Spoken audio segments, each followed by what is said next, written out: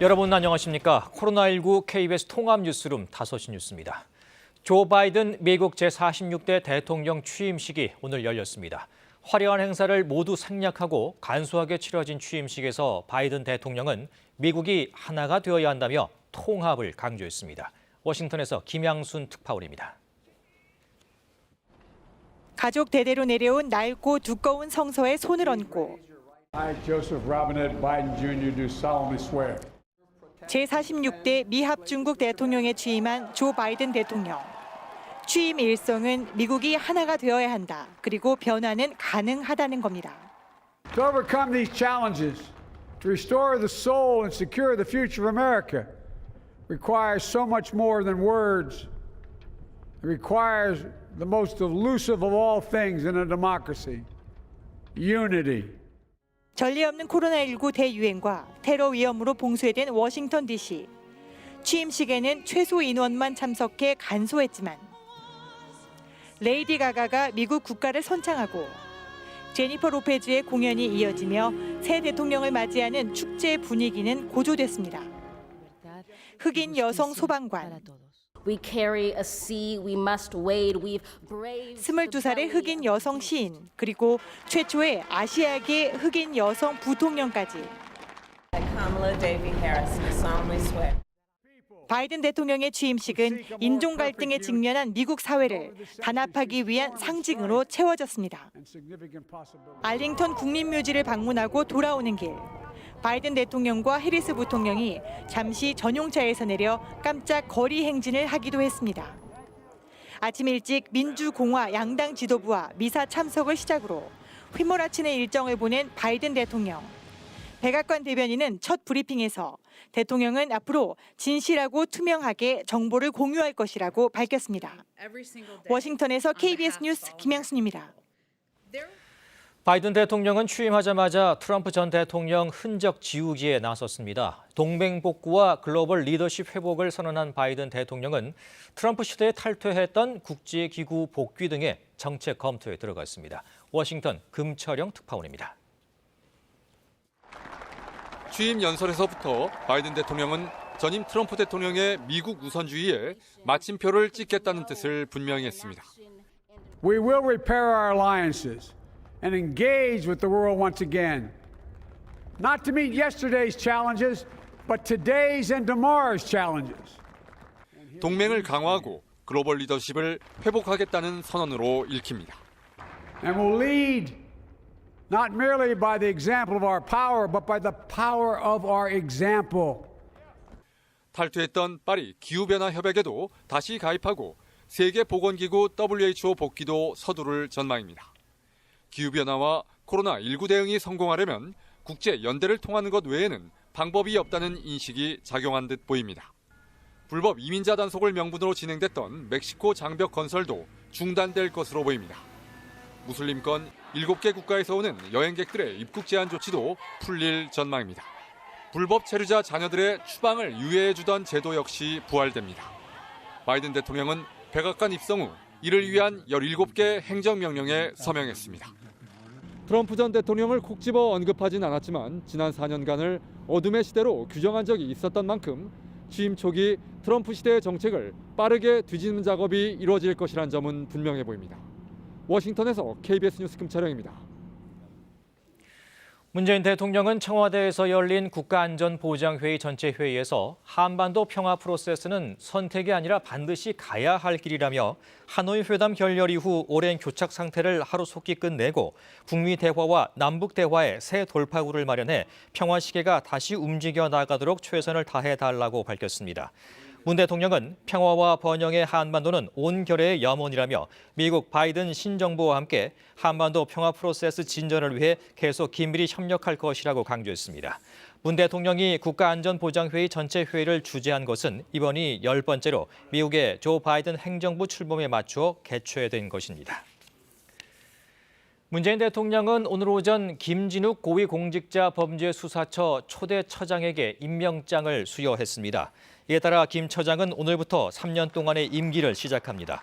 앞서 어제 국회 법제사법위원회는 전체 회의를 열고 김 처장에 대한 인사청문 보고서를 채택했습니다. 이번 주 수도권 아파트 매매 가격 상승률이 역대 최대치를 기록했습니다. 한국부동산원은 1월 셋째 주 수도권 아파트값 상승률이 0.31%를 기록해 2012년 5월 통계를 내기 시작한 이래 가장 높은 상승폭을 기록했다고 밝혔습니다. 전국 아파트값 상승률은 0.29%로 12월 둘째 주와 셋째 주에 이어 또다시 최고의 상승폭을 기록했습니다. 서울의 아파트값 상승률은 0.09%로 지난주에 비해 상승폭이 0.02%포인트 커졌습니다. 3월 말부터 무순위 주택 청약 자격이 해당 주택 건설 지역의 무주택 성인으로 제한됩니다. 국토교통부는 이런 내용의 주택 공급에 관한 규칙 일부 개정안을 내일부터 입법 예고한다고 밝혔습니다. 지금까지는 계약 취소 등으로 나온 무순위 물량은 주택 유무와 관계없이 성인이라면 누구나 신청할 수 있었지만 앞으로는 해당 시군의 무주택 세대 구성원 성인에게만 신청 자격이 주어집니다. 또 무순위 물량이 규제 지역에서 공급된 경우에는 일반 청약과 마찬가지로 재당첨 제한이 적용됩니다. 텔레그램 박사방에서 조주빈과 공모의 성착취물을 제작 유포한 혐의를 받는 대화명 붓다 강훈이 1심에서 징역 15년의 중형을 선고받았습니다. 강훈은 조주빈의 협박으로 어쩔 수 없이 범행에 가담했다고 주장했지만 법원은 받아들이지 않았습니다. 최유경 기자입니다. 서울중앙지법은 오늘 아동청소년의 성보호에 관한 법률 위반과 범죄 집단 조직 등 혐의로 기소된 강훈에게 징역 15년을 선고했습니다. 강훈은 조주빈과 공모해 박사방을 관리하며 성착취물을 제작 유포한 혐의 등으로 지난해 5월 재판에 넘겨졌습니다. 강훈 측은 그동안 조주빈의 협박 때문에 박사방을 관리하게 됐다며 상당수 혐의를 부인해왔습니다.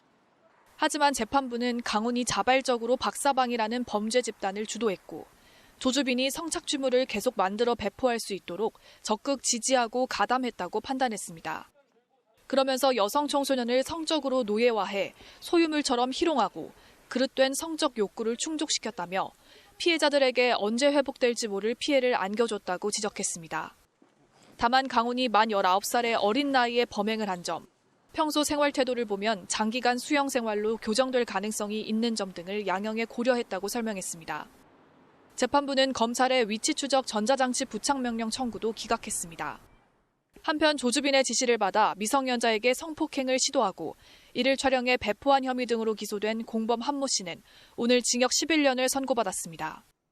재판부는 불특정 다수의 오락을 위해 아동 청소년의 성을 극심한 수준으로 유린했다고 지적하면서도 한 씨가 대체로 조주빈의 지시에 수동적으로 따랐다는 점을 참작했다고 밝혔습니다. 앞서 박사방 운영자 조주빈은 지난해 11월 1심에서 징역 40년을 선고받았습니다. KBS 뉴스 최혜경입니다. 택배업계 노사가 택배 노동자 과로사 방지를 위한 대책에 극적으로 합의했습니다. 쟁점이 됐던 택배 분류 작업은 사실상 택배 회사 책임으로 규정하고 오후 9시 이후 심야 배송도 제한하기로 했습니다. 허효진 기자입니다. 택배 노동자 과로사 대책을 위한 사회적 합의기구가 오늘 오전 합의문을 발표했습니다. 5차례에 걸친 회의와 비공식 면담 등을 거쳐 오늘 새벽 택배 노사가 극적으로 합의를 이뤘습니다.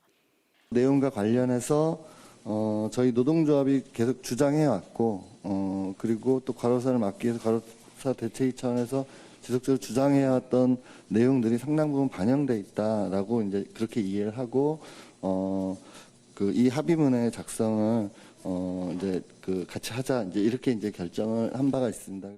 합의문을 보면 분류 작업은 사실상 택배사 책임으로 하고 다만 비용은 대리점과 분담할 수 있도록 했습니다. 분류 작업 비용을 택배 기사에게 전가하면 안 되는데 전가할 경우 택배사는 이를 금지하기 위한 조치를 시행해야 합니다. 불가피하게 택배 노동자가 분류 작업을 수행하는 경우에는 그 대가를 지급해야 합니다. 또 9시 이후 심야 배송을 금지하고 주 최대 작업 시간을 과로사 인정 기준인 주 60시간으로 제한하는 것을 원칙으로 세웠습니다. 합의기구는 이 같은 내용을 담은 표준계약서를 상반기까지 마련하고 오는 9월까지 표준계약서를 반영해 계약을 체결하기로 했습니다. 택배비 현실화와 관련해서는 실태조사를 거쳐 상반기 안에 거래구조 개선 방안을 마련할 계획입니다. 우체국 택배노사도 극적 타결을 이루면서 택배노조는 오는 27일로 예정된 총파업을 철회했습니다. KBS 뉴스 허유진입니다. 김학의 전 법무부 차관 출국 금지 사건을 수사 중인 검찰이 오늘 법무부 등을 압수수색했습니다. 검찰이 수사팀을 꾸린 지 일주일 만에 법무부 압수수색에 착수해 강제 수사로 전환한 겁니다. 수원지검은 오늘 오전 10시 30분부터 법무부와 인천공항 등에 대한 압수수색 영장을 집행했습니다. 압수수색 대상에는 이번 의혹이 촉발한 법무부 출입국 심사과, 출입국 외국인 정책본부 사무실과 인천공항 출입국 외국인청 등이 포함됐습니다. 검찰은 사무실 PC에서 로그 기록을 확인하고 있습니다. 특히 이규원 대검 과거사 진상조사단 파견 검사의 사무실이 압수수색 대상에 포함됐습니다. 오늘 이 검사는 연차를 내고 출근을 하지 않은 것으로 확인됐습니다. 이성윤 서울중앙지검장이 청와대의 울산시장 선거 개입 의혹 사건과 관련해 수사팀의 불기소 처분을 압박했다는 언론 보도에 대해 서울중앙지검이 사실이 아니라고 반박했습니다. 서울중앙지검은 오늘 기자들에게 보낸 문자 메시지에서 이 검사장은 보도 내용과 같은 불기소 검토 지시를 하거나 결재를 지연한 사실이 없고 수사팀도 이와 관련한 항의성 발언을 한 바 없다고 밝혔습니다. 그러면서 수사팀은 현재 필요한 수사를 절차에 따라 충실하게 진행하고 있음을 재차 알려드린다고 덧붙였습니다. 코로나19 신규 확진자는 401명으로 이틀째 400명대 초반을 기록했습니다. 사망자는 16명이 늘어서 1,316명이 됐습니다. 이 방역당국은 최근 시민들의 이동량이 증가한 것으로 조사됐다며 개인 간 접촉과 모임을 자제해달라고 강조했습니다. 송명희 기자입니다. 수도권 신규 확진자 270여 명 가운데 45명은 임시 선별검사소를 통해 확인됐습니다. 여전히 지역사회 내 숨은 감염자가 많다는 의미로 방역당국은 임시검사소를 다음 달 14일까지로 연장해 운영하고 있습니다. 방역당국은 또 완만한 감소세가 이어지고 있지만 감염 경로를 알 수 없는 환자와 사망자가 계속 나오고 있는 만큼 안심할 단계가 결코 아니라고 밝혔습니다. 일부 다중이용시설의 영업 제한을 완화한 것은 자영업자들의 고통을 덜어주기 위한 것이라며 개인 간 접촉과 이동은 최대한 자제해야 한다고 거듭 부탁했습니다. 3차 유행이 확실한 안정세에 도달했다는 의미는 아닙니다. 입장인원 제한, 마스크 상시 착용, 음식물 섭취 금지 등 방역 수칙을 철저히 지켜주실 것을 요청드리겠습니다. 지난 1년 동안 누적 확진자의 주요 감염 경로는 집단 발생이 45.4%로 가장 많았습니다. 집단 발병이 생긴 곳은 종교시설이 가장 많았고 요양병원과 요양시설 등 감염 취약시설도 높은 비중을 차지했습니다. 다중이용시설 중에는 체육, 여가시설, 학원, 교습소 등 교육시설, 음식점과 카페 등에서 주로 집단 발생한 것으로 집계됐습니다. 밀집, 밀접 접촉이 많고 음식물 섭취 등으로 지속적인 마스크 착용이 어려운 시설들입니다. 방역당국은 유흥시설과 카드게임을 하면서 술을 마시는 이른바 홀덤펍은 전국적 집합금지시설인데도 영업을 하는 사례가 있었다며 안전신문고 앱과 포털 사이트 등을 통해 신고하는 등 방역에 적극 동참해달라고 당부했습니다. KBS 뉴스 송명입니다. 서울은 125명의 확진자가 나왔습니다. 확산세가 진정되고는 있지만 사우나 등에서의 집단 감염은 계속 이어졌습니다. 한편 서울시는 코로나19 백신 예방 접종 추진단을 구성하고 본격 운영에 들어갔습니다. 석혜원 기자의 보도입니다. 주로 초중고생을 대상으로 영어를 가르치는 곳입니다. 지난 17일 수강생 1명이 코로나19에 확진됐습니다. 이후 가족 등으로 전파돼 지금까지 16명의 감염이 확인됐습니다. 이달 초 9인 이하 수업이 가능해지면서 교사 1명과 수강생 4명이 6시간에 걸쳐 수업했던 것으로 확인됐습니다. 일부 학생은 교사와 1대1 수업도 한 것으로 확인됐습니다. 학원 등에서는 실내외에서 반드시 마스크를 착용하고 시설 허가 면적 8제곱미터당 인원 제한 또는 2칸 띄우기, 무알콜 음료를 제외한 음식 섭취를 금지해주는 방역 수칙을 잘 지켜주시기 바랍니다. 강남구의 한 사우나에서도 집단 감염이 발생했습니다. 지난 11일 이용자 1명의 감염이 확인된 뒤 직원과 이용자 가족 등으로 전파돼 지금까지 18명이 확진됐습니다. 역학조사 결과 내부 수면실에서 일부 이용자들이 장기간 숙박하고 직원도 함께 사용한 것으로 확인됐습니다. 서울에서 하루 새 125명의 코로나19 신규 확진자가 발생하며 2주째 100명대를 유지했습니다. 확산세는 진정됐지만 세 자릿수를 유지하며 오르내리길 반복하고 있습니다. 서울시는 확진자 감소세는 유지하고 있지만 사망자가 지속해서 발생하고 있어 여전히 안심할 수 없는 상황이라고 설명했습니다. 또 추위로 인해 실내 활동이 늘어나는 만큼 환기 등 방역수칙 준수와 선제검사 참여를 거듭 당부했습니다. 서울시는 코로나19 백신 접종을 위한 추진단을 구성하고 본격 운영에 들어갔다고 밝혔습니다. 서울시는 또 기존 국가 예방접종 위탁기관 2,900여 곳 가운데 질병청 기준에 맞는 곳을 선정해 백신 접종센터와 위탁 의료기관을 지정한다는 계획입니다. KBS 뉴스 석혜원입니다. 경기도에서는 138명의 신규 확진자가 나왔습니다. 이 병상 운용에 다소 여유는 생겼지만 용인의 한 교회와 상주 열방센터 관련 확진자는 추가로 늘었습니다. 경기도 상황은 김용덕 기자가 보도합니다.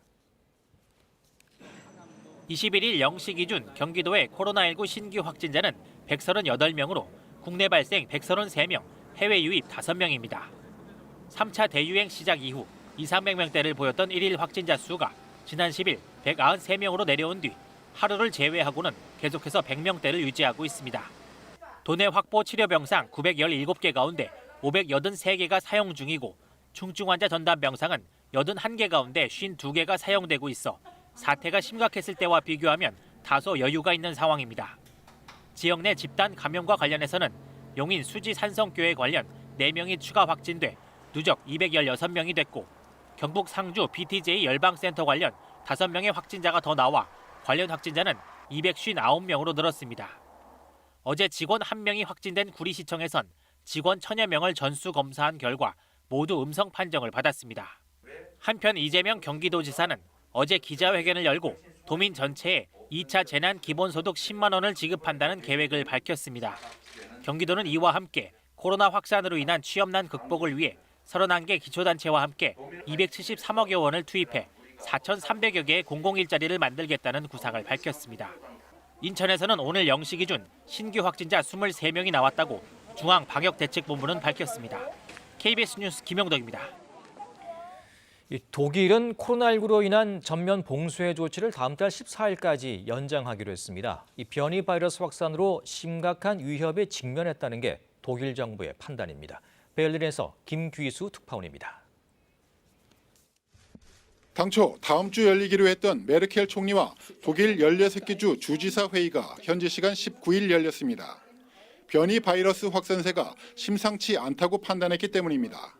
Denn all unsere Bemühungen, die Ausbreitung des Virus einzudämmen, droht eine ernsthafte Gefahr, die wir heute klarer sehen, als wir das am 5. Januar. 10시간이 넘는 회의 끝에 독일 정부는 다음 달 14일까지 전면 봉쇄 조치를 연장하기로 결정했습니다. 학교와 아동 보육시설, 생필품을 파는 곳을 제외한 상점은 영업을 할 수 없습니다. 여기에 대해 대중교통수단과 슈퍼마켓 등에서는 의학용 마스크 착용이 의무화됩니다. 가능한 모든 직장에서 재택근무를 하도록 추진합니다. Es gibt ernstzunehmende Hinweise, dass die Mutation B117 des SARS-CoV-2-Virus sich auch stärker unter Kindern und Jugendlichen verbreitet, als das bei dem bisherigen Virus der Fall ist. 최근 독일 바이에른주에서도 새로운 변이 바이러스가 발견됐는데 메르켈 총리는 유럽 국가 간 국경 통제를 강화할 것을 제안했습니다. 국가별 방역 수준에 차이가 있기 때문에 인구 이동을 제한할 필요가 있다는 겁니다. 실제로 베를린에선 영국 등을 여행한 적이 없는 가족이 영국발 변이 바이러스에 감염된 것으로 확인됐습니다. 하지만 봉쇄 조치로 확산세를 막는 데는 한계가 있는 만큼 유럽 각국은 백신 접종 속도를 올리는 데 집중하고 있습니다. 영국은 이달 말 런던에 24시간 백신 접종 센터를 열 계획이고 프랑스도 75세 이상이나 고위험 질환자는 누구나 백신을 맞을 수 있도록 하는 대량 접종에 착수했습니다. 베를린에서 KBS 뉴스 김규수입니다. 지난해 지역 감염 사례가 거의 없었던 전남 영암에서 최근 일주일 만에 확진자가 40명 발생했습니다. 사찰과 어린이집을 중심으로 연쇄 감염이 확산하고 있는데요. 취재 기자 연결합니다. 양창희 기자, 오늘도 영암에서 확진자가 나왔습니까? 네, 오늘 오전 전남 영암에서 2명이 새로 확진 판정을 받았습니다. 이들은 기존 확진자의 접촉자로 알려졌는데 방역당국이 역학조사를 하고 있습니다.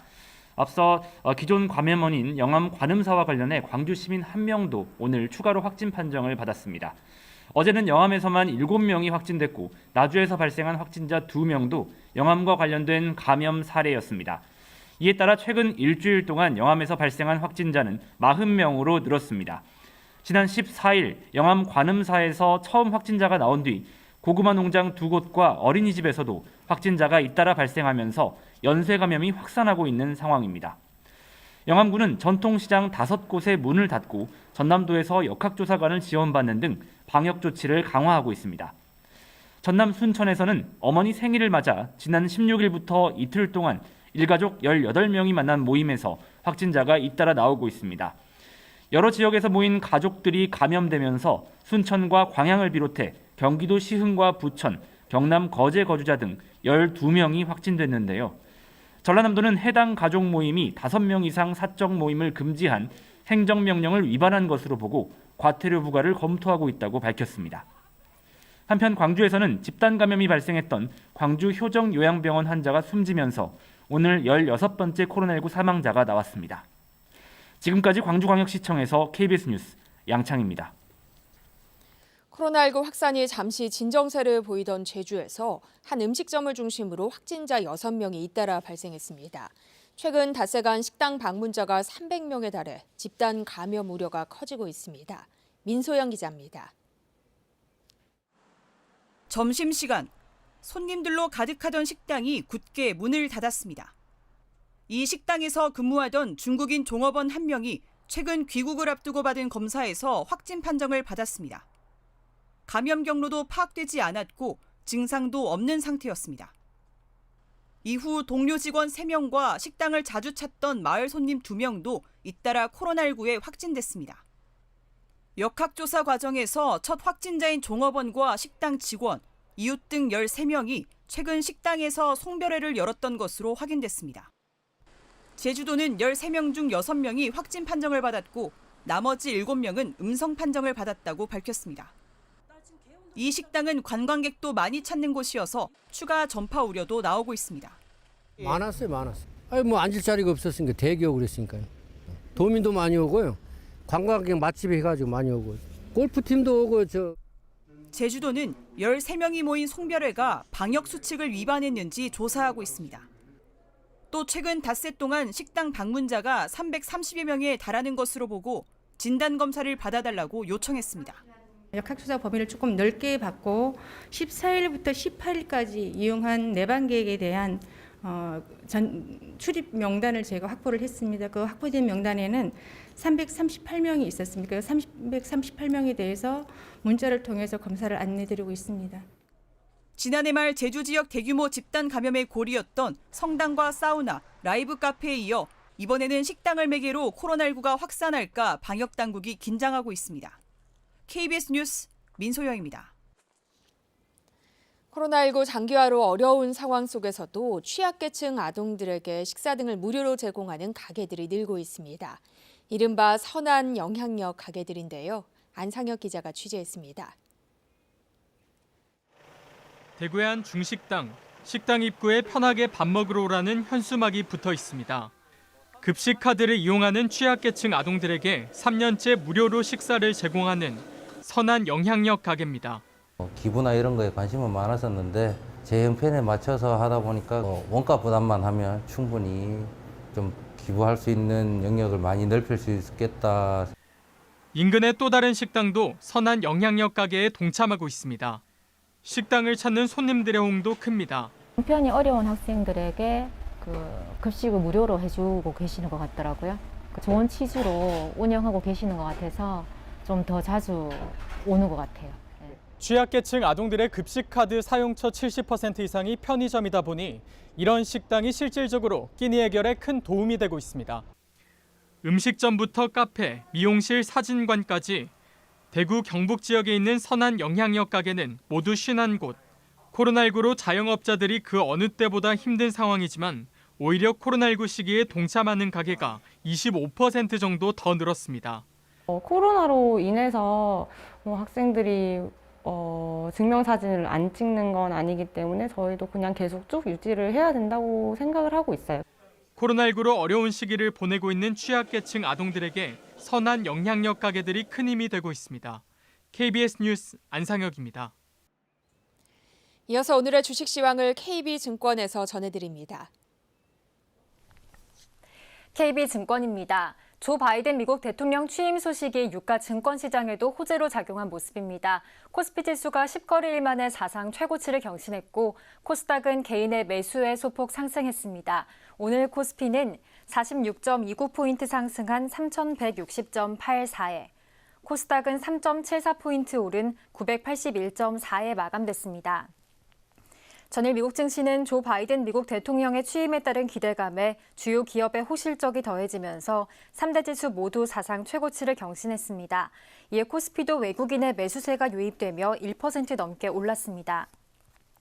네이버가 글로벌 웹소설 플랫폼 왓패드 지분을 인수하기로 하면서 주가가 강세를 보였고 카카오도 동반 오름세를 나타냈습니다. 또 LG전자는 스마트폰 사업 매각 가능성에 신고가를 재차 경신했고 우선주 역시 28% 넘게 급등했습니다. 현대글로비스는 전기차 배터리 리스와 수소물류 등 신사업 기대감에 힘입어 큰 폭으로 상승했습니다. 오늘 원달러 환율은 2원 10전 내린 1,098원 20전에 거래를 마쳤습니다. 지금까지 KB증권이었습니다.